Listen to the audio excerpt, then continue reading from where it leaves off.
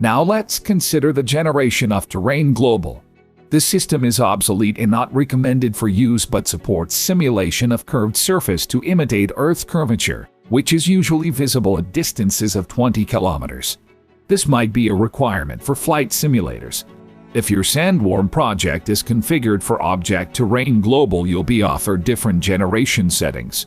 The main difference is the projection settings and the new quality and curvature sections. The projection settings for flat terrain are identical to the ones we've already considered. You should also specify the projected coordinate system for the output terrain. Enable the built-in projection flag and you will get the curved option available.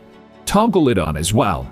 Curved Global Terrain uses a built-in projection for geodata, meaning the result will still be different from the real-life locations. The curved feature serves only for simulation of the planet's curvature.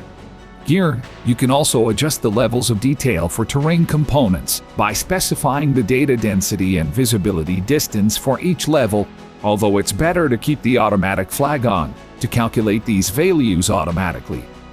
Let's regenerate the result. And you get a terrain with simulated Earth's curvature noticeable on really long distances. Unigen uses a special geodetic PIVA node that defines the geographic coordinate system and converts the positions of all child objects into the local coordinates of the virtual world.